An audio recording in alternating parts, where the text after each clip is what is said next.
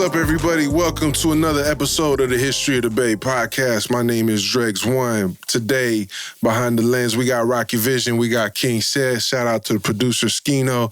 Shout out to DEO on the boards. Shout out to our sponsors, Amoeba Music of San Francisco. Support your local record store. Also got to shout out our other sponsor, Dying Breed, where you can purchase all types of graffiti supplies and custom Frisco gear. But today, we got a special guest in the building, the one and only, a Vallejo legend, a Bay Area legend, the one and only Sleep Dank. What's up, Drago? Tease up, Thizz or die. Happy birthday, Kilo, man. Thank you for the opportunity. Off top, bro. Thanks for reaching out. Anytime someone taps in and says, yo, let's chop it up on the podcast, I'm like, come on, sir. It's nothing. I thought it was going to be a hard time for me, Drago. But I was going to be like, wait, hold on, Sleep Dank. Hold on. I don't know. You're a little low on the list there, buddy. I don't be doing shit like that, man. I'm giving it to you, Dre, because you big, man, with the youngsters and everything. Like, the Bay is watching a lot of things, and they own what you got going. So, yeah. Well, that's love, bro. Here, man. That's love. I'm glad you're here, too, and I'm glad I had this platform to allow people like yourself to tell their stories. For those who don't know, I mean, you damn near on every album in Mac Dre's catalog. Man. Besides your own extensive solo career and many other appearances over the years, you've been around for a long time and you got a lot to talk about. Let's start there. Let's start, man. Where did it all begin, man? Where did you grow up, bro? I grew up in Vallejo, California, man, the area. It's really called Country Club Crest. They think we gave that a name. It used to be like White Resort. Yeah. You see, if you go near that area, you'll see a golf course, and you'll see. So it's really called the Country Club. Because Vallejo was like designed as like middle class suburbs back in the day, right? Yeah. The thing about Vallejo that the Bay Area like never knew, bro. And I understand like the situation with Frisco, Oakland, how they really kind of think. But Vallejo always been ghetto. But one thing, what I could say good about Vallejo, the parents in the 70s and shit, it was going rough, but we was raised on more morals and standards. Mm-hmm. We wasn't really a gun city. We could get them up, but if out-of-towners come, it's a level-headed city about money. People, it's a lot of players, a lot of playerism in Vallejo. Yeah, it's like more like Vallejo really like different because we come from under our grandma raising and grandpa. It takes a village type shit. Type of thing. Like you can cuss on here. Oh, okay. Yeah. Is he good on the mic? Good on the mic? If you're going to cuss in the mic. Oh, okay. Yeah, that part. I like him. But Vallejo is it's rough as hell, and you have to be from there. This is just things people never knew. We do what everybody else do, but one thing, how we was raised with that lock, with the door unlocked in the neighborhood, your grandma feed him and him. If you on the block, if your parents was at work, then parents will raise you. So it's that's the conduct we come with and the humbleness. Like a real community. Yeah, type even though it's bad, so. Yeah, and that's only basically from the 80s and the drugs, stuff like that. So you noticed the change during that time? Yeah, because I grew up in the 80s, man, where, everybody, parents was on dope and stuff. That's a different era where the Taz hit. Like, the young niggas don't got that these days. I grew up with the Taz to pull on you anytime, disrespect your civil rights, your house get raided, the battle ram.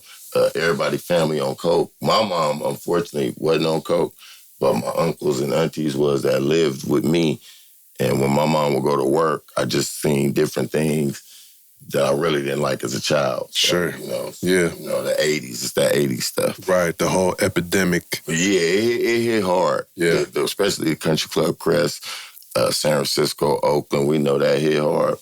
But, in the Country Club Crest, it hit exactly the same, bro. But it taught me a lot. Dope fiends will teach you a lot. Because I apply a lot resourceful of shit from dope fiends that I use in my rap. Mm-hmm. You get what I mean? So being part of the 80s, it came with people closed the door. In the 90s, shit started getting out of hand. You got these young aunties, they got the door open with this bad, supposed to be uncle. In the 80s, everything was taboo. Right. You know, gay was, you know, everything, everybody kept behind closed doors. Mm-hmm. So, you know, I still come with the morals and standards of the 80s. So did you get into any trouble yourself during those times? Yeah. I was in a lot of trouble, bro. Like early, like 12, like with this crest, like coming up out there, it's just like, you got to figure out what you want to be, because it's eat or be eaten out there. And, like, you know, you watch the older cats. I more was attracted to the gangster ones. They had money, but they did whatever they want. Some of the cats like the flashier dudes. But my thing was growing up out there, you just got to be tough, man. And I kind of looked it up to, like, cats like Narco and Thrill. Them was, like, my favorites. And their name is dang near was known up and down California like a rapper. Like, you get what I mean? Like, these is just some street dudes. So I kind of took the tough route. So if anybody want to know, like, why I am, it ain't no facade or something. I just grew up, like kind of where they was, like, I like gangster style, I like tough. It was just your influence. Yeah. It's controlled now, but like I said, man, like, I kind of looked up more to the dudes that was just kind of more crazier. Mm-hmm. You know, it kind of impressed me. Like, and there's me coming up. I'm trying to find myself, and then, you know, a couple people pick on you. You know, I run, go get my brothers, but then I start getting 18, start getting size, going through that baby mama drama. You feel me? I start like I ain't letting nobody pick on me no more. Like, it's like one of them things you gotta grow and just figure out, you know, what you is. But I picked them because that's, you know, it's more open. I understand. You know, so, you know. So what was your first exposure to hip-hop? My first exposure, I ain't gonna lie, man. It was hip-hop, the hip-hop, you know, style. For my mama she used to throw all the parties in the Crest. Like, if it was a party cracking, it was my mama party. All the OGs that you hear, Diggs, Dubee, May Name, all their parents was in there. Like, you got to trip me and my cousins in the back. We seeing how everybody parents dance. Like, we used to sing. Like, your dad was out there doing this that night. So it was like my mom threw all the popular parties. So I would say hip-hop and the message. You know, the message hit me hard. Too Short hit me hard. My partner right here, somehow, he was coming up with these demos nobody had first. Like, and then Dre demos and Reek Daddy demos really made me want to rap. So, you know? yeah, because back then it was all about tapes. Yeah. Recording your own tapes, passing them around, making copies. And the good thing about, like, the Crest and the Oakland relationship, we was getting Too Short demos before they come out. So somehow from our ballers dealing with their ballers or what have you, you know what I'm saying? And my friend, like, used to have these, like, he used to have them before they come out, because I was buying Too Short stuff. And I bought Mac Dre stuff. Like, I know how sales is early. That's just the business mind in me.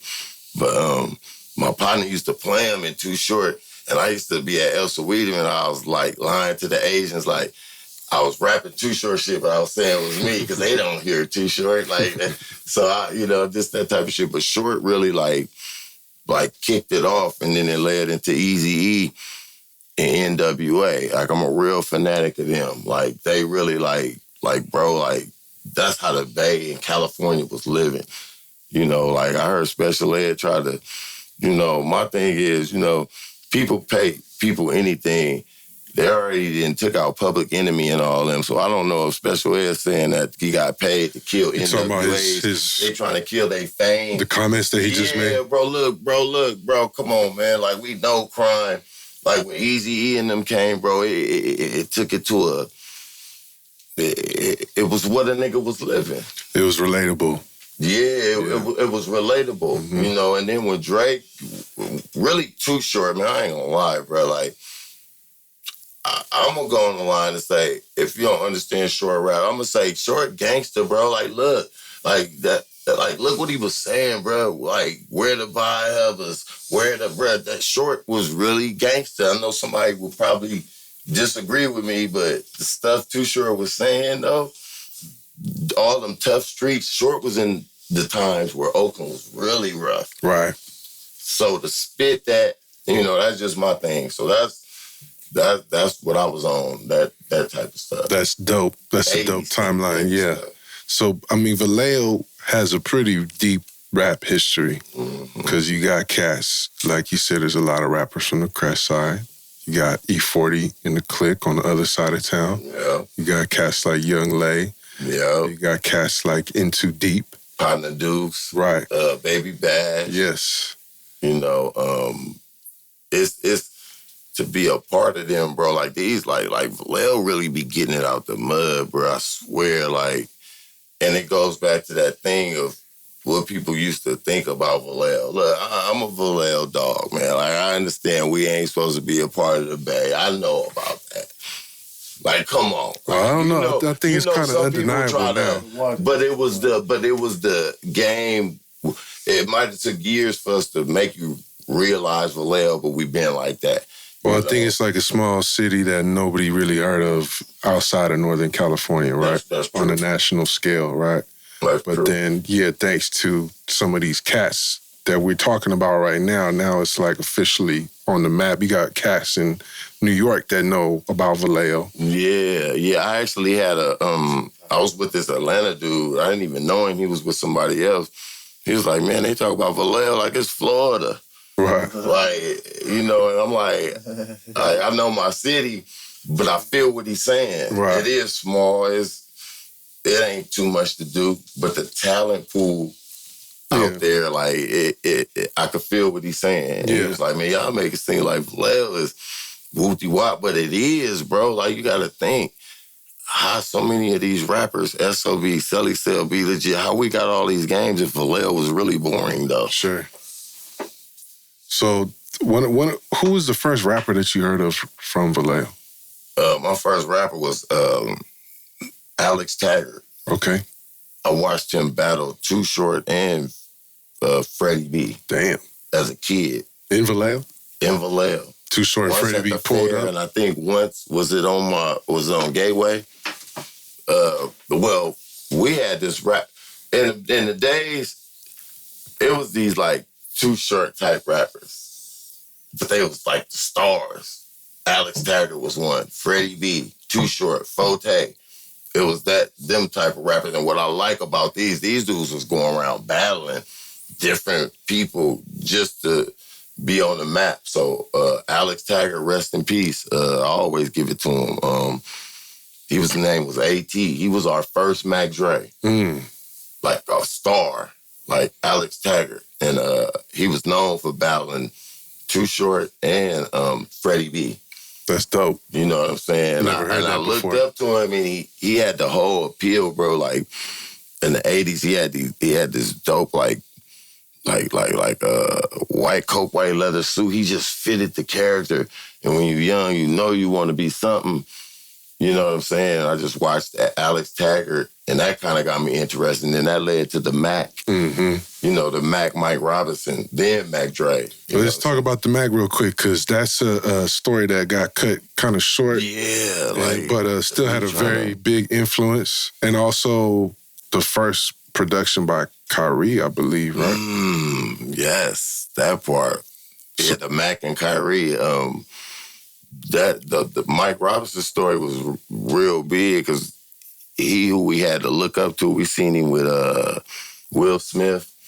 Like, we didn't believe in it back then, but I look now, he was really busy. The pictures out there, right? The pictures out there. When I'm young, I'm just thinking he was our hood.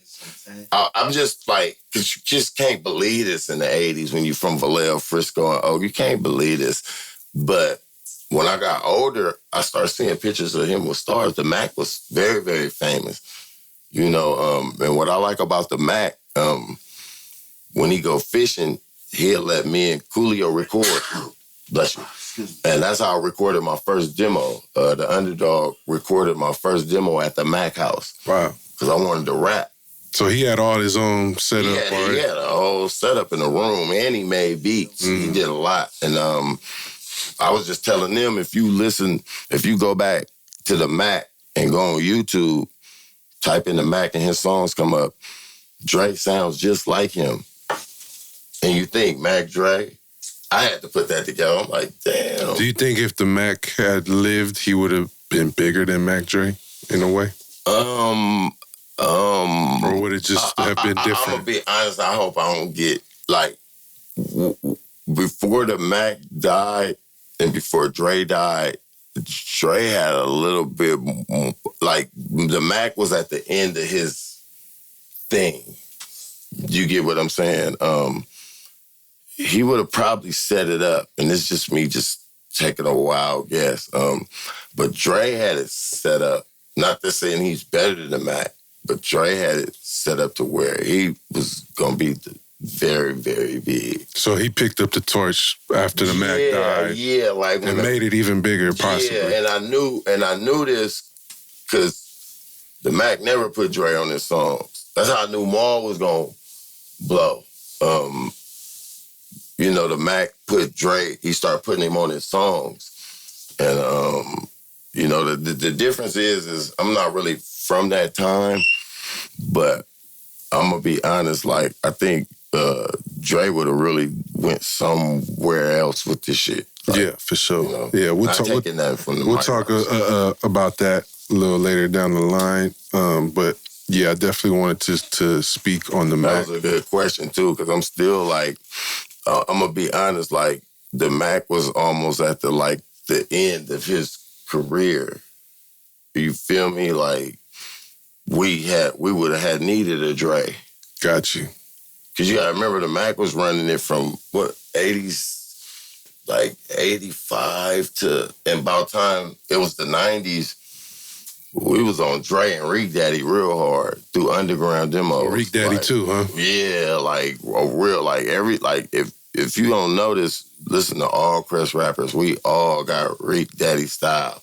Like even Dre too, like to me, Reek was the inventor and he was the king of the underground. He didn't get his props, but he was the king of the underground, bro, like for real with the flow.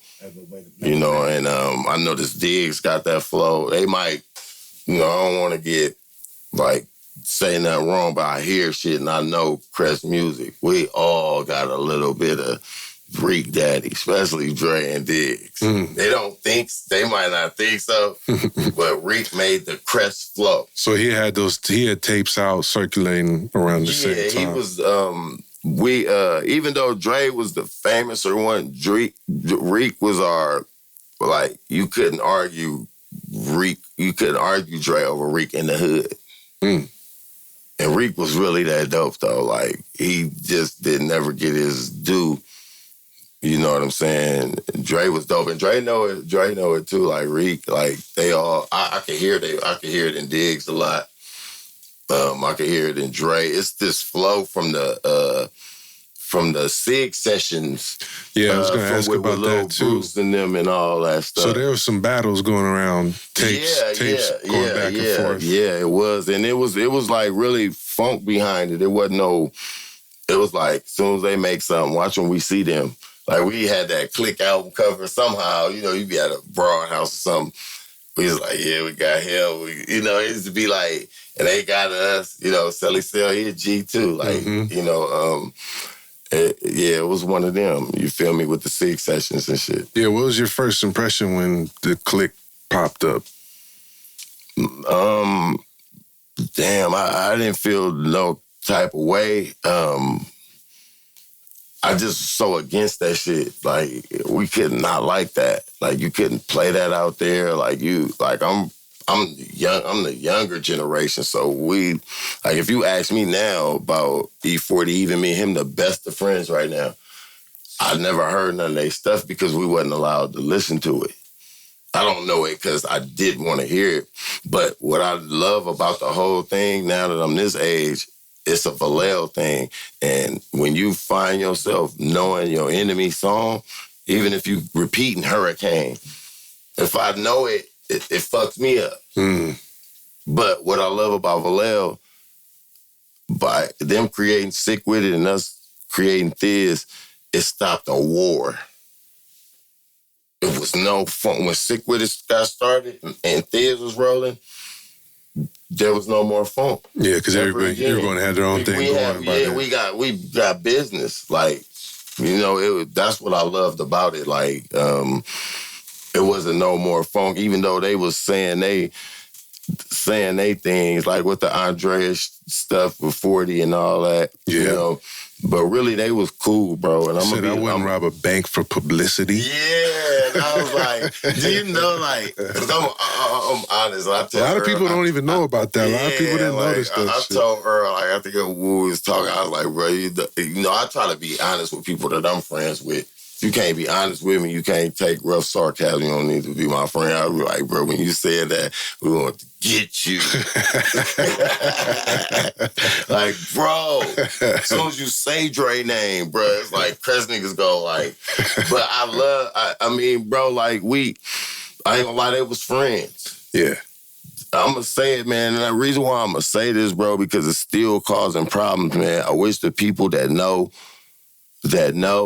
dog, before Dre died, even when he got out of jail, bro, they was friends. I appreciate Dre you even saying told that. me, bro, like, I used to want to come at them so bad when we started Thizz. I used to even want to run into them on the road because we started getting deep and shit.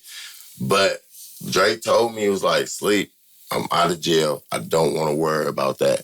And did you ever hear Dre say anything else after that about them? Or he said, Sleep, I don't want to come up by using him or saying no names. He said, I'm supposed to shock him, Sleep. And that nigga went underground. Like, it was funny, like, Yuckman was on there. I know who was cracking in. When Dre got out of jail, niggas wasn't fucking with us. Bro, we did this so much, our name started getting bigger. Like, we was going to the mall buying different glasses, giving each other game. And this is why Yuck and 40 was on their high horse. Dre had to start at the bottom. I know he did. Yeah. He knew it too. Bro, the things we did to build this, I cannot believe this. Well, it's kind of like what I asked you earlier, right? Like, what would have happened if the Mac hadn't been killed? What might have happened if Mac Dre never went to prison that first time? Because he went just as his career was taking off, and it was taking off earlier than a lot of other people. Before he went to jail. Mm-hmm. And my thing, I'm kind of lost where the Mac would be, even though I know he'd be somewhere. But I'm just like, you know, it was at the end of the Mac career where Dre had to come in. Yeah. You know what I mean? Like, it's not that I'm saying I'm talking about something. It was like, as my age, I knew the Mac had ran his course. Yeah, I understand what you mean. And Dre had to come in. So say that again, what you asked me. About Mac Dre, if he hadn't gone to prison, what might have happened? But that's what I wanted to answer. And I'm going to be honest. Because what was Dre on before he went to prison? He was on Young Black Brotha in this Rainy Game. Yeah, that's what I wanted to set that tone too, of Mac Dre blowing up with Too Hard for the Radio. I still think, because you got to remember, he ended up dropping Rapper Gone Bad. Dre niche was, I'm going to be honest, bro. Niggas don't be honest. Look, bro.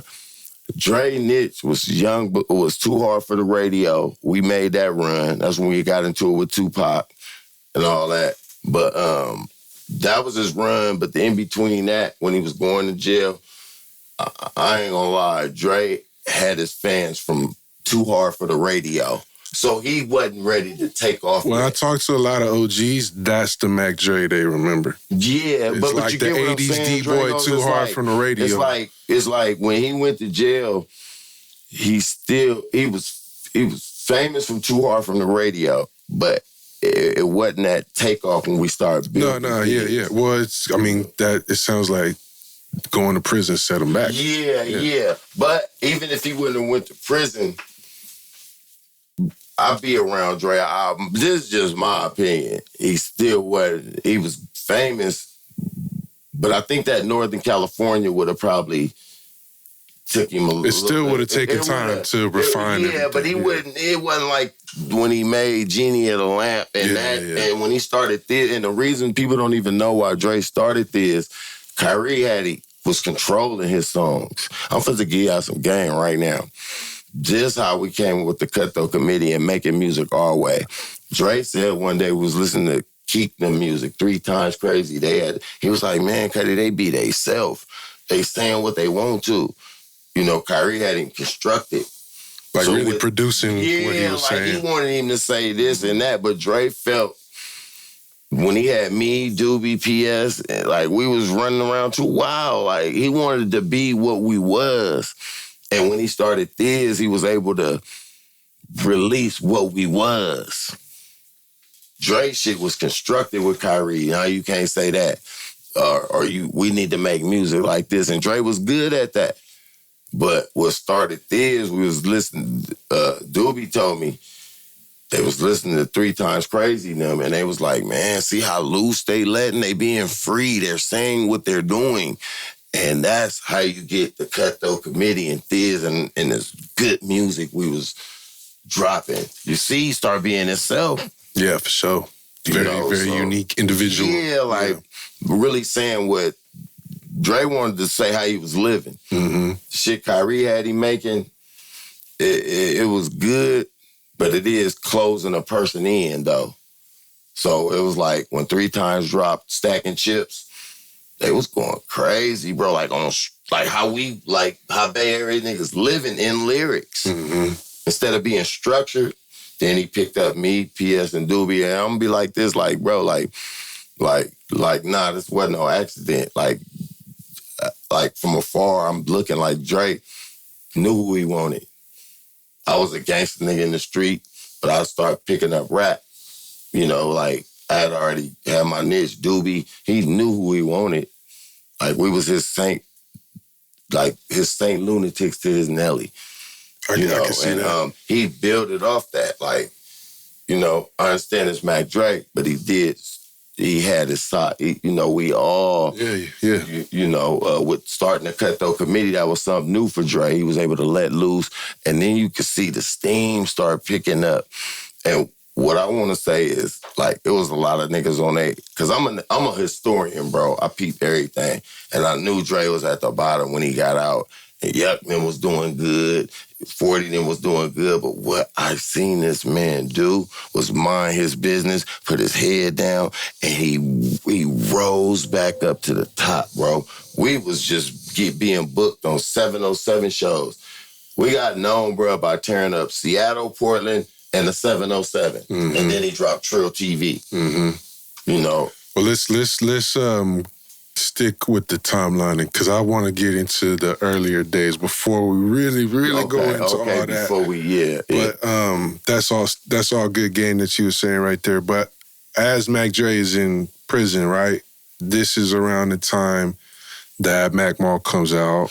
Yes. Yes. I'm glad you brought that up. Dubee drops an album. Yes. And I wanted to ask you about something. The 5 Trade 5. That part. The Sess faculty. Is that Sesame Street? Yeah, that's us. Okay. Sesame Street. Okay. Yeah, Eric the Pimp. That story mad crazy, because when Dre went to jail, he let Maul get on that straight shit striking. Mm-hmm. And that took off. You know, Maul was my man. You know, I was the nigga. You guys are around the same age? Yeah, we best friends. So but the thing about that was crazy, because Dre had made a demo with Maul. Dre was supposed to put Maul out. Mm-hmm. He went to jail. But Khayree liked this song called Versatile that Dre did. So Khayree made it over. And Khayree started fucking with Maul. Like, I was there. Like, I took Maul to... Like, I'm the only Cuddy that had the car. Everybody was in jail. This nigga take me off my grind. Like, I got to get him to school. And I'm taking him to go. That's how I got on the cover of Illegal Business. You feel me? People don't even know that's me, but that's I didn't trip off that. Yeah, that's that me, man. I went there to make that whole album. Khayree was living in Vallejo, and Khayree knew Maul was way out, but my thing was I didn't even know my best friend like rap like that. Like, I'm with this nigga every day. Like, bro, what he knew, I did not know. And then he get to deal with Khayree. Khayree give him some money. So I'm already hooked in. Mm-hmm. You know what I'm saying? And so Maul took it over and started running with the ball. And that's a hell of a story too, because it's like, you know, Maul got real big, bro. Like, Maul got real big, bro. Like, and just to hang with him and be his side man, I got like a lot of like attributes. Like I used to I opened up for Mac 10, big concerts. Like, I was his friend, so I got to open up when the boy got his money from the label. And he went leather shopping. Like, I seen a lot of like stuff that I wanted. Like, if my best friend had his, you know, the High Riser Albany shit like that. Like, you know, they gave that boy $300K though. Like, you feel me? This is my friend. Yeah. And me and him best friends. We was just waiting for my partner to get out of jail, who was like one of our niggas named T-Love, which ended up managing me. You know, we hooked in with Layla and them, and they was, you know, we had this thing going. But when Maul had his turn, what I love about Mac Mall, that was a little bit different from Dre. Layla Stein? Yeah, Layla Tupac's old manager? Old manager. Okay. Yeah. So she was managing you at one point? What it was is my partner Taylor Management was managing me. This is a dude we call, like, you know, he like the leader. I would say like the leader. We all play our part. It's a dude we got respect for. So when Maul get on, when he get his deal, get his money, man, we went everywhere. We flew out to LA. I even flew out to Houston with Maul and shit like that. You know what I'm saying? But what I love about Mac Mall, like, was different. Like, Maul was a challenging nigga. Like, if it's a nigga in the studio, even he rapping with, he was like on the mic. Like, you know, even though he gonna come do a verse with you, he be having to battle niggas. Like, even if it's playing, Maul, like this is my young nigga. I did not know he had all this game, bro. Like, you know, and it's crazy because when I took him to make the album Illegal Business, and that shit was coming out fire, like fire. So it dropped, and Maul started getting a buzz. So we got, you know, Maul still was hanging with me. You know, it was either school for Maul or whatever. I'm in front of my house selling crack like a motherfucker. Like, you know, JT come looking for us. Maul, this is when he dropped his album. So JT come through the hood in a green, like, Honda stick. Me and Maul walking up the street. He had already been looking for us. He looking for Maul because Maul hot. You feel me? So he picked us up. We go to Fillmore. I'm Juice. I love the JT. You feel me? Like, that's one of my favorites. I'm ecstatic of the whole shit. So we get to Fillmore, recording the Game Recognized Game. Maul was under a deal. So he kind of told JT, you can't use it. That's why you got the radio on Maul's on and then one's not. There's an original version with the kind of a different beat. There's both of them rapping on it. And then there's the remix, which is the one that most people know that has Maul sampled in the hook. It's the one on the radio was by itself. That's the remix with just JT. Because even when we was there, I think Maul got locked in. He wasn't on Relativity yet, but he was on Atlantic, and he was trying to tell him don't use it. But just to be a part of that history, you know, just made me want to be Sleep Dank. You know, just like, you know, like I'm like my best friend Dubee, and then how Dubee come in. Because y'all are all part of 5-Trey-5, right? Yeah, we all part of the 5-Trey-5. I used to, like, Dre would leave his equipment at my mama's house when I was a kid, before we even had names, and I called Dubee and Maul down. We've been best friends since baseball. I make the beats and stuff like that. But to see that shit turn into something big was like real weird, bro. Like, I used to watch like DJ Quick, Second to None, be like, man, how a nigga get there and be one of them to be lucky enough, and then, you know, Maul get a deal. And this shit just happens like that. What's the trip, right? There's like crews, right? You got Romper Room crew. Yeah, the Romper Room. And then y'all are Sesame Street? Yeah, Is there an actual Sesame Street in Crestside? Or did y'all take that from the show, too? The Sesame Street came from, on a floss tip, bruh, the Romp was the best to ever do it. Like, the best guess. squatting up in the car deep. They had Dre. We copied them. Like, yeah, we came with, like, they want to be the romper room. We used to watch them so much, bro, like, as young kids, and they'd be passing by in cars. Dre was on Too Hard for the Radio. So they was like superheroes, bro, floating down the street, jumping all out the cars. And we wanted to do that. So when we named ourselves Sesame Street, we used to do what they did. When a cutty go to jail, we hold his car. We used to give each other cars. We was buying cars. We did exactly what the Romp do. You look out for your homeboy. You know what I'm saying? Like a nigga will buy a car. Few cutties will go to jail. We got to watch that car. Any cutty that ain't got no car, here you go. You know, like that. So we liked how the Romp did. And then we became the Sesame Street. And then that's when, Mac Dre kind of took notice too, because like he used to be with my cousin Dion, and I made like a demo. That's how me and Mac Dre got united. I made a demo on my girlfriend in Solano Junior High. I learned how to record music by using a big component set, using a small recorder, put the instrumental in the speaker, and my voice. You put tape, wads of paper in the tape. The instrumental and my voice will go in the tape. So I made demos, and I made this one song. I would hit Leonard, but I'm going to leave it to Dre.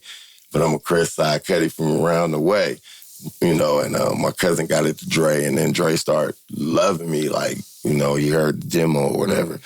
So, yeah, man, they, the Romp, but Mac Mall's turn, though, was different because Maul took it to man, you know, he was with Big Les and all that. It really put a light, like, you know, it really held it down until Dre came on. Yeah, music videos. Yeah, he got Tupac direct his music video. We was there, like Pac loved it, dog. I know why, like Maul Hunger was like, bro, I'm telling you, bro, he will battle. Like if you're a friend, like Maul had like a lot of hunger held up, like. So that's what I could say about Maul. And he really held it down. And then with Dubee, the thing with that was I was still tied to Khayree and Dubee and Maul. Some things kind of fell out where Dubee wasn't really feeling it, but y'all both my guys. So you talking about feeling the label situation? Yeah, it was like he was under depression. Khayree was getting people. But it was this thing where, you know, people kind of split up and, you know, had a certain feelings about things. And I kept calling Dubee every day, man. They want you hella bad. That's all they talk about. When Maul got his deal with Relativity and Khayree and them got all that money, they was wanting Dubee bad. And I kept hearing it. Dubee my partner. And every day I asked him, dog, they want you ready? Nope. Till one day some funny stuff happened where put a nigga in an embarrassing moment. A motherfucker act like they didn't know each other. And I called him that night. So do you want to go do that deal, right? You know, he was like, fuck it, I'll do it. And I called him, bro. I called Khayree and Daraka. That's when they had got that money. And them niggas was on the phone. You could hear niggas in the back, like, laughing, like, we got Dubee. Like, and my partner let me go negotiate that deal. Like, I got a $20K finder's fee. He got $40K. So they was really doing it. Y'all was really doing something. Bruh, it started getting real for you. Just from all. Whatever disagreements we had, man, this came out of the Mac, Dre, then Maul lining up with Khayree, and Khayree loving what we got going. Yeah, man. You know, and I knew where I stood. Well, you're on that first Dubee album too, right? I know which one you're talking about. And it's a track with you, Mac Mall, me, Mac Mall and Dubee, and I love them for lining me up because I was always like, I ain't gonna lie, the famous was more there than I knew how to rap. So that was my problem earlier in my career. I ain't gonna lie. I wanted to rap, but I know in my mind I was probably weak. Like, but when I got with Khayree, though, it changed my whole game, bro. And well, he also put you on the Blackalation. Yeah, he put me on the Blackalation classic compilation, bro. And what I love about working with him is like, you know, I had wrote a verse for that first, and it shocked me because he said it was a good verse, but he told me he didn't like it. And later on, he told me, I just wanted to see if you could write it over. Like, Khayree is like these people think like Ant Banks and all these dudes that's professional. I dare one of you little cats to get in there and rap like that, bro. They gon' they'll pressure you to see if you really want this. They want to get it right. Yeah, and I love Khayree. And they know what it takes, too. Just know what it takes, and to see if you'll quit. Because I ain't gonna lie, when he said my verse was weak, shit, I'm damn near off an album and a few Dre features. So I'm like, how the fuck is this weak? Like, what's you? Like, bro. But I had to swallow my feelings and be like, damn. Yeah. So I rewrote it, and he liked it, and that's how that made the Blackalation. Yeah. You know what I'm saying? And that led to me getting a track from Khayree, bro. It's hard to get a track from Khayree. So, you know, he played it in front of Big Psych. I talked on the phone with Big Psych. You know what I'm saying? My verse was so hard because I was so hungry, bro. Like, my whole thing is, if Dubee and Maul could be famous, they're my friends. I'm going to have to work hard at it, but I want all that. That's right. You know, and just going under the experiences with Khayree and dealing with 20 million and all that, because I was supposed to sign with them. But I ended up signing with one of Khayree's friends that was a baller, Rick Nelson, that was known in the hood, because he had Mall and Dubee. So what helped me is niggas wanted to get in on the money wagon. I was the third one left. So Rick Nelson picked me up. You know, and we went on to mess with J. King. And that's when J. King was getting Drew down. He was Mess, Drew down. They was all under J. King, and we was messing with him, trying to get our music together, you know what I'm saying? So that's just a little story of, you know, how I went through that, you know. That is the trip, definitely, bro. They wanted Dubee. He got signed, and that went from there, from Atlantic Records. Let me ask you this, just out of curiosity, right? Because you're talking about a powerhouse record label with a powerhouse producer, the Mac Dre, Mac Mall, Young Lay, Dubee. Yeah. What happened with Young Black Brotha Records? Man, because after the Blackalation, that was pretty much it, that was pretty much it. And I'm gonna be honest, bro, it wasn't too much as the music. Motherfuckers get lost in the money, man. Like man, had no 20 million before.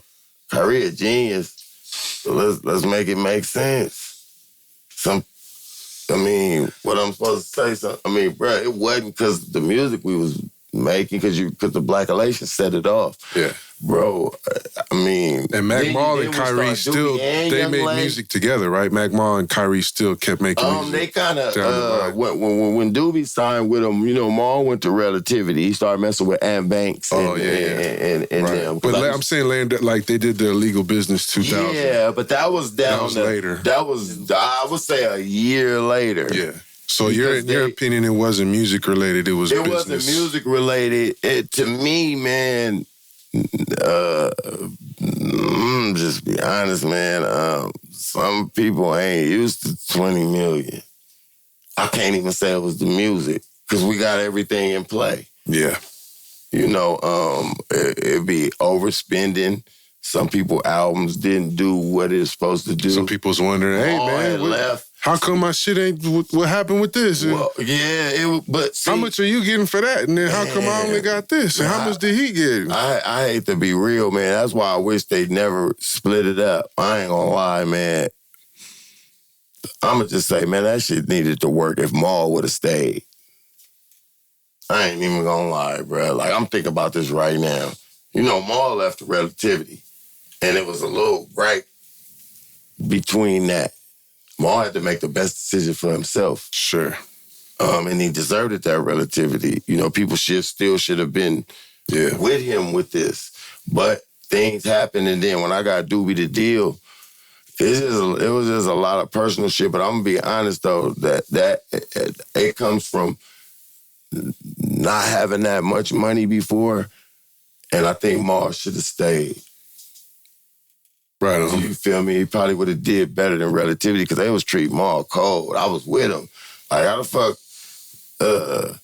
Thuggish Rugged Bones, we doing the same type of video. Look at they wings to Maul. What y'all give Maul wings? Like, what did y'all got going? Thuggish Rugged Bones got real wings. Yeah. They give us these. You know, I could tell how Relativity was treating Maul.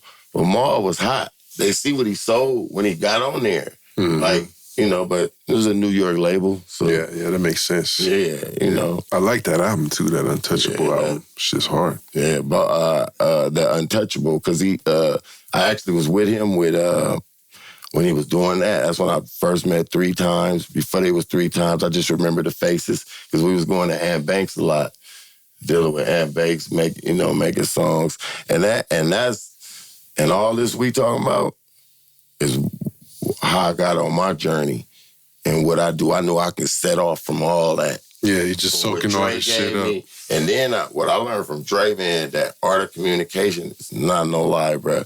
I went because I stopped selling crack. Bro, you can ask my baby mamas, bro. I went from learning what Dre teach me to start eating, like, off rap. Like, I learned that. Like, I started getting booked out of state. It's funny because when Dre died, I thought it was kind of over for me. And then I started getting booked. But the same people was booking me was the same people Dre was around. I tripped out. I be wondering about me. I'm like, how you do that? But I started getting booked hella much, and then I start building my own self where people was respecting, like Black Sea. I made a Black Sea album, the 70s Baby, a Mac Mall album, a lot of Dre albums, a few compilations. So I know I was on the right track, man. I'm from the work hard era, you know, and I also learned that the CEO get the money because I seen that from Dre and Kilo and them. So I knew when I dropped, I gotta be a CEO fast because I don't want to get got on or, you know, motherfuckers see. If you see the check first, you gonna give me what you gonna give me. So what I did was took a lot of game from Dre, and I end up, it was my first album I put together. I paid JT, the bigger figure, RBX, all them, and I ended up finishing my album, but I knew I'm going to get this album to Coolio for free, but I gave it to him for free. I told him it'd be 12. As long as y'all give me a label and some money, I get this album up. And I gave it up, and it's so good on SoundScan. And next year, I was a young nigga owning my own label. Like, what niggas wanted. Because I remember them days, everybody was going under people. Only people like Herm Lou, JT, the bigger figure, was, a lot of people wasn't on being the CEO. Yeah. So I knew that early, and then I started messing with Bayside, dropping music, and then they kicked a lot of people off. And then I ended up going to City Hall. Now, remind you, Walter never used to want to have no parts to do with me. I used to come with Dre at Cooley, try to plead my case. He wasn't messing with me. Then I got kicked off Bayside, and I brought my sound scans up to Walter.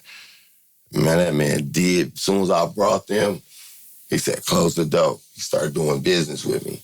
So even when I was with Dre now, what Dre loved about me, I was dropping my own product, getting money from City Hall. I learned the game quick, bro.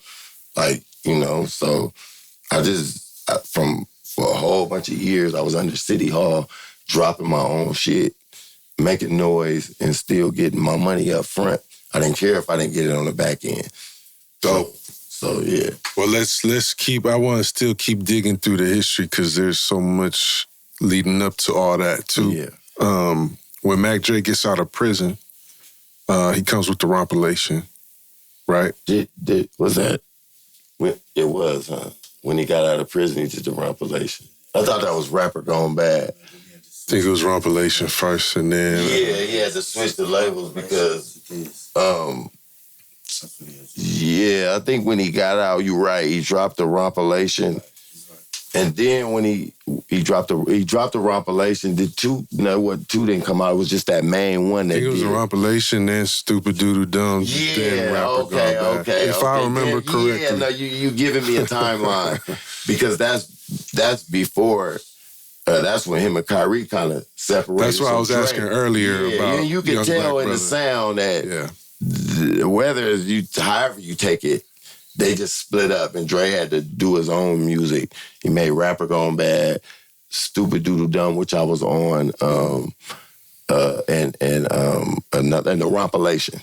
Right. Yeah, you know, and them, what them did for us, this made us cool with Warren G and them.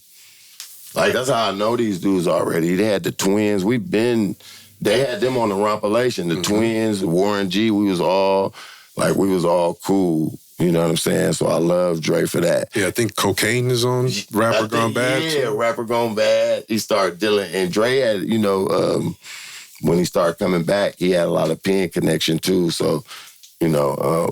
Were you seeing the momentum? Like, oh shit, he's home, we're working. Yeah, I seen he was home. But the reason why I'm hesitant on those, because it wasn't like when he started Thizz. Well, he was still building it from the ground up. Yeah, right? it's like still getting his motion back. Yeah, he was getting his motion back from being out of jail. But they was making noise though. Rompalation did numbers. Yeah. So he was riding off that. Right. And even Rapper Gone Bad and Stupid Dude that really brought him there. Can I ask you a question about Rapper Gone Bad? Yeah. There's a track on there called Mac Stabber. It's a pretty cold diss track. Do you remember what was going on around that time? Not to get messy, because I mean, obviously things got patched up, but goddamn, that's a tough track. Yeah, right that's there, and I was wondering if you were in the middle of anything, just being cool with people. I was in the middle of it. That was crazy. Shit. I mean, man, Dre, like, I don't know how that. I mean, I know how it happened, but man, I don't even got no questions on that. No comment. Because it's like, yeah. I don't want to open any old wounds. I know how it happened, but on a positive note, I know we're gonna get up to Thizz, but when we did start Thizz, he finally ran in the Mac Mall at a show in Fresno, and this is the first time they seen each other. So this years had gone by. Yeah, after Mac Stabber, and when he started Thizz, we finally this was his first time running in the Mac Mall at a show in Fresno, and everything was cool. You know what I'm saying? I don't really know what to say about that because, you know... well, shit happens. Shit. People have personal disagreements. Felt, he felt he had to do it, and I don't know about that. I'm speechless. No, fair enough. But I was just curious, bro. Yeah. It's a fucking pretty... That was a pretty good question, though. I ain't gonna lie, though, bro. Brutal diss track. Yeah, and it took a lot of hood politics to, you know, to be like, you know, it's basically over like, you know, Dre was trying to get on that relativity too. But in my mind, though, like Dre, you was on your come up. Like that argument didn't even have to happen. It just don't seem right. You asking him to help you get on relativity when you fit to be on your way back. This is just me talking. Yeah. You know, so all of it, but it got patched up and they became cool. And you see they made an album. Of course. They really emulate each other, bro. Like, you talking about a third Mac, Maul reminds me of Dre. Yeah. So, you know, they end up doing, and they became the best of friends. They made a great album. I like their chemistry together. Yeah. I wasn't asking that question to take any shots at anyone or stir it's a anything great up. question, I just, you know. True. And I really don't know how to answer it, but I mean, as me being me, I just think, you know, with Dre getting out, you know, people human. When you see Maul in position and you like, well, damn, get me on relativity too. I get it. But we also know it's not going to be that easy. Also, when you're coming out of a prison term, you kind of... bro. And he went back to prison for a hot one, right? Like a violation? But I know, but in my mind, my whole thing about the thing is in my mind, Dre, I knew you. This is just me. I knew you was on your way back. Like, I knew you was gonna come back, bro. Like, I knew it. I didn't know how, but I just think that situation, I say a lot of people is human, and Dre probably felt like, you know, because I think I was there during that argument, because I actually used Maul. I'm going to say one of my moments, I used Maul to get on the Rompalation too. They was acting funny, and I knew they deal with Maul, so I used my connection. I'm like, Maul, man, they acting funny on the Rompalation too, man. Let me get on. So he bring me up there, and they gave me a whole song, and I could not write nothing. You know what I mean? But just to say the connection, and that was around the time that supposed to be argument happens, you know. And I understand Dre, but you know, I don't know. I say it's fair, and then it ain't. Yeah, I got you. I got you. So, yeah. So as you say, on his way up, and then as we've been talking about in this interview, the Thizz Movement, we go from the 90s to the 2000s. Yeah, that's the part I remember. Yes. You're on Thizzelle Washington. Yeah. Rap Life. How thizzed out were you guys when you made that song, bro? Because that beat is crazy. It sounds like you have to be on a Thizz to rap on that song, bro. It's weird because I feel bad, bro. Because I'm gonna say this, and I'm gonna go back to what you saying, bro. I feel bad because we used to go to our shows and everybody was like bright eyed, and I feel like nigga, we turned everybody out. Like, yes, you did. Yeah. But we as a street, we was trying to. Dre, I understand. Dre was trying to find something new. He wasn't with Khayree no but more. Seriously, how thizzed out were you when he made that song, bro? I really want to know, bro. Cuddy, I ain't gonna lie, bro. I was on like 5 pills. Dre had to be on like 6. Yeah. And Dre knew I had that East Coast flow. Did he make that beat? Yeah. I think he did. Or either Mike Mosley or he made that. And you know what he told me? Couldn't nobody rap to it. And I had this East Coast flow. I already knew how to space in between. Right. He did what I did.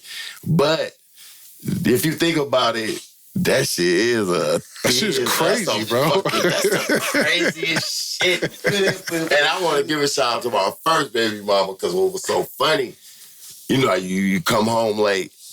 It's all good. I came home late. Look at this song with Dre. She tried to call that shit full of shit, man. In a few weeks, man, everybody was on that song. I was like, bitch, cuss me out again. Like, I felt bad because I had the unmastered copy. So I'm like, this is what I was doing. Man, that shit sound weak. She did not understand. I didn't even understand where this was going, bro. But bro, that shit makes sense. Yes. Come on, bro, that song makes sense. Yes, it does. No, I remember listening to the album Thizzed Out myself, so that's why I asked that question. There's a lot of weird noises all throughout the album. The album's mixed weird and... It's just like some Thizz. Yeah. Fucking, and you gotta be Thizzed out. But what I love, what Furl told me, he was like, Sleep, I got this for you. Wouldn't nobody rap on it. I just was like, I got this East Coast flow. Like, I come in on the 2. I don't come in on the 1. So I knew I could, see that. Right, you take little pauses. Yeah, and something to rap like, and then I'll pause. And then Dre did something. He said that one lyric, that's how I knew I used to hate the 40 them. Because he said, coming on 2 shoes and 2 wheels, I was so mad at him. I was, bro, don't say that. Don't say what he say. But it's a compliment. Like, right. You know, like, but I love it because what they, bro, like they really gave me they really gave me in charge. Like I knew what I was doing, bro. Like, you know, we all used to go to the grill and we be working on a whole bunch of compilations. They always throw me first. Like I love Dre. He knew I was an important piece, and that song right there, bro, was like mad crazy, and I love that shit to this day. It sounds like everybody is really putting in work around this time. Because like you said, there's compilations, there's solo albums, there's group albums, there's shows. I was dropping my own on my own, like, and what I do, what Dre used to love with me, man, I'm I'm bringing my CDs and promos. Like, Dre gave everybody a chance, bruh. I like that. But you took the opportunity. I took the opportunity. I know everywhere you go, you gotta have promos. Like he seen me passing out CDs. Yeah. That's how I was able to. That's different than just showing up and getting at the bitches or something. And like, people on this, and it still go today, man. People think they got it good. Like, say you a famous rapper, you my friend. Like, me just being there and smoking some weed, doing some bullshit, I still feel like that's gonna give you a career. Like, nah, bro. I like, nigga, if Dre finally give him, like, when he started Thizz and he picked me, Sleep, you up to bat now. You about to be heard. Once he said, is it Sleep Dank? That's when I started getting paid. Mm-hmm. Like, I was rapping from 2000 to 2008. As soon as he said, is it Sleep Dank? My features went off the map. You know what I'm saying? And then even when Dre died, bro, like, I was like, it hurt me real bad because I was like, damn, I didn't know how hard I worked for me. Because when Dre died, I was on pause for a minute. Then I just, bro, out of the blue, bro, I just started just getting booked everywhere, bro. The same niggas they used to book Dre, I don't know how this happened. We didn't even know it. Like, they'll book me, and I get out there, and we be going over stories, and be the same, like Seattle, Phoenix, whatever. Then I start getting booked and just dropping more music. You know what I'm saying? Meeting my criteria sales. You know, just pushing it. But I loved it on my own, man, because, you know, I used to see, like, Yuck Mouth and all them, and I had them moments to where I got booked in Barstow one time, like, my crowds was getting bigger. Like, I come in, give me my champagne. I call it my Yuck Mouth moments. Like, one of them shows that, like, and the fans be all on you. So I was able to taste that, and Dre gave me the game to how to feed myself with shows, verses, and every kind of rap connection. So, I learned a lot of that. Yeah. But hard work came behind it. How did it feel at that time, like, you said after Thizzelle Washington, Trill TV? I've talked about this before, and this is my teenage years, right? Yeah. Like, coming up on this. Yeah. And just seeing the streets go crazy for this shit. Like, did I ask you something, Drago? Like, I finally thought back on that. Did you see what that movement did to everybody? You talking about with the pills? With the pills. I experienced that, yes. Bro. I fucking popped pills and I fucking rolled backwards and I fucking drank Hennessy, man. Bro, and what used to trip me out. But that's just like being in the 60s and you being part of the Grateful Dead, bro. You know what I'm saying? It's just what was happening at the time. It was the perfect outlet for what we was going through as youngsters. That's true. You know I love that, bro. That's I don't think a rap song can make you do anything. Someone said the other day that, Andre Nicotina made me smoke cocaine. I said, man, I listened to a lot of Nicotina. I never smoked a chewy. You know what I'm saying? So if you already disposed to do that song. Yeah, I do too. You know what I'm saying? It's like the special ed thing. If you already the type of person that's gonna go out and gangbang, like an NWA record ain't gonna push you over the edge. You know what I'm saying? But what Ed gotta know, and we're gonna get off that, like, Ed, was you paid to do that, bro? We know, like, NWA was living how California was living. Like, it's just you gotta make shit make sense. I will say this. I think maybe if Mac Dre had lived longer at a certain point, he might have probably rethought with the type of message he was putting out there with some of that stuff. I'm going to tell you, like, if Dre, because as you get older, it's gonna be bigger. But as you get older, that's not necessarily what you want to be talking about all the time, popping pills and all that stuff. The music with Genie and Lamp and all that he was making, like, Dre was turning it, he wanted that 60s, 70s piece. Yeah. That works in the Bay, because that's what we was. He was really bringing that hippie. Also, too, bro, there was a lot of ecstasy going around the fucking country, the world around that time. And we kind of got on late, but I just remember like man, we had nigga be on so much ecstasy, bro. It was just like a natural thing to get up at about 3 and you still be on, and niggas still be in the car, like, drinking. Yeah. Like, we'll be up at 3 at that afternoon, and then me and Dubee would go to Vallejo and get hard-headed. Like, the day don't stop with them. Like, we was young enough. Pop another one to keep it going. Yeah, but everybody was like on, you know, we was on like 3, 4, 5. But it wasn't like on no bragging shit. It just helped us create. Mm-hmm. But I'm gonna be honest, bro, and I told another person this, like, besides what they seen, dog, bruh, the work ethic we had to do, bruh, they seen us have fun, but if you knew the rigorous things we had to go through to record all this shit, like, bro, this took a lot of work. So we wasn't just out there, we was celebrating the work. Because we was in the studio nonstop, whether if it was one drop Scots, the grill, you know, it was a lot of recording every day. Like when Kilo got out of jail and my cousin Freaky D said, look out for me, because I'm his cousin, my cousin Dion, and went to the pen. Once Kilo picked me up, I mean, I would be home with my family, but I swear if you want to be something, that was your opportunity to take it, or you just gonna be a nigga mad that you didn't.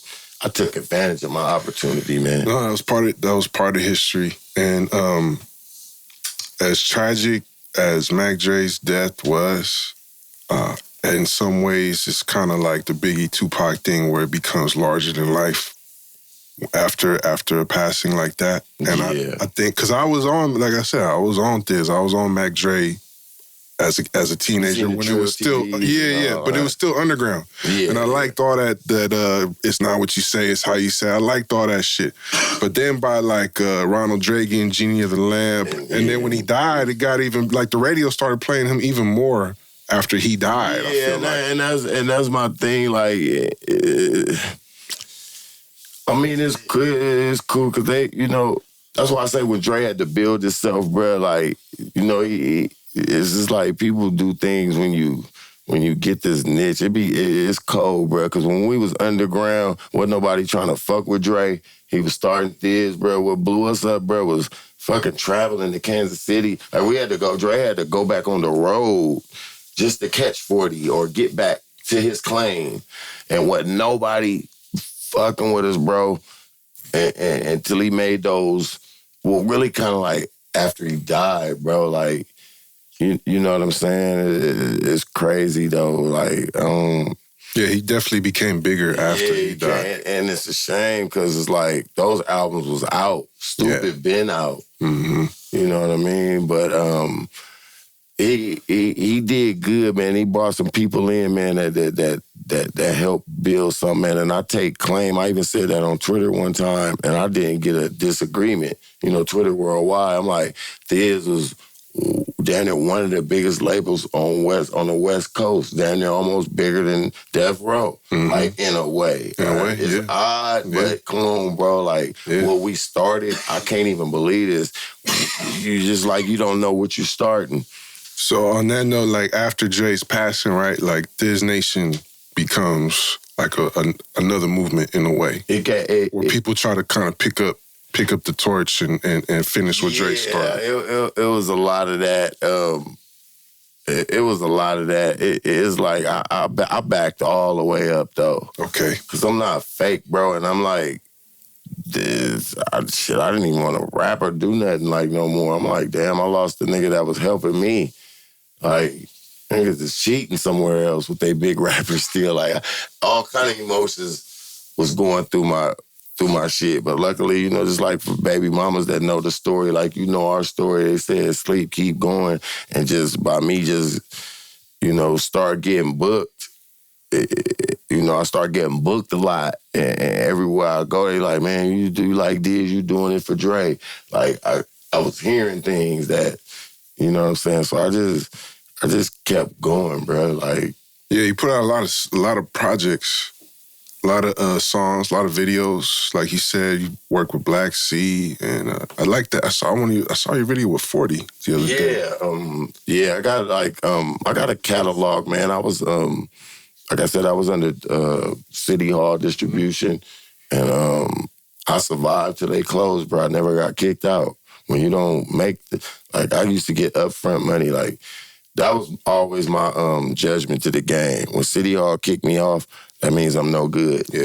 Because if you're not selling records, you're no good. So, I gotta tell you, son, I love stories like this where you got artists that maybe are not household names, maybe not the masses know, but they still getting it. You still live the rap life. You still get to make moves. You still get to perform. It's like, can't nobody take that away from any rap cat. And I want to ask you something, Dragos. I'll be like, I'm still immature. I'll be wondering how to explain that. Like, bro, like, view a nigga, like, it's like this. You ain't got to explain it. It's like a nigga with views, Drago. Like, I learned about views, too. And I was wondering, well, Sleep, why is you book more than him, though? Yeah. It's some things, I be like, this world be kind of blind. They disrespect the hard work. It's just what me and you talking it's about. like, bro, certain people are going to see certain things. Certain people are going to see this shit for what it is, which is the love of the game. Yeah, Which is the love of the art, poetry, bro. It's about making fucking poetry, bro. Like, all the other accolades and all that shit is cool, but at the end of the day, man, we all put our legs on, we all put our pants on one leg at a time, bro. If you pick up a pen and write raps, you ain't no different from anybody else. Different from nobody else. And my thing is especially respecting people that was actually on the shelves, that actually had product on there. Bro. In my mind, if you did that, you was in the game. That's all I want. Mm-hmm. I know how this new age is, or whatever have you, but that's what built the Bay. Bro, I basically never had no handout. I got my own distribution deal myself. When a lot of people was going under people, like I did a lot of things and I put people in the game, man, and it's just like, you know, I want to be respected as that. You know, views could be up or down. I got shit with a lot of that. But one thing you don't do, man, one thing I'm not going to do, Dragos, is disrespect somebody from the Bay, bro. I'm a legend, bro. I had magazines say it. I had reviewers say it. It's like, I know what I play, bro. Like, and that's the only respect I want. Right. You know, about getting what they talking about today. I get there, you learn your lesson. I'm from the CD era. But I know this game. And I know I'm still going, but you know it's nothing, bro, because it's not gonna take away from what I did and that everybody know about already. Absolutely. And let me ask you this, man. Since those earlier days, like Vallejo has kept booming. A lot of talent has come out of Vallejo. Nefta Farrell, SOB, RBE, La Russell. What are your thoughts on like the current state of Vallejo rap? I actually, I'm gonna be honest, man. I like it because I'm gonna tell you why.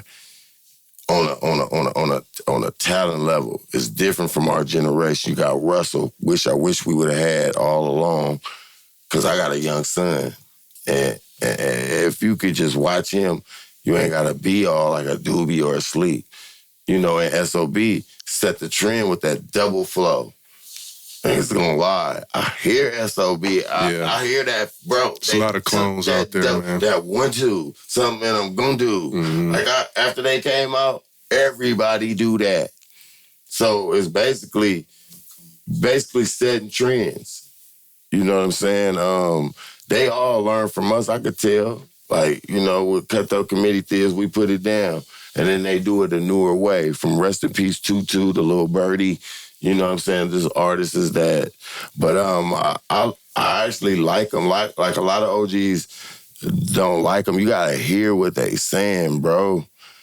Like, people try to write them off as weak.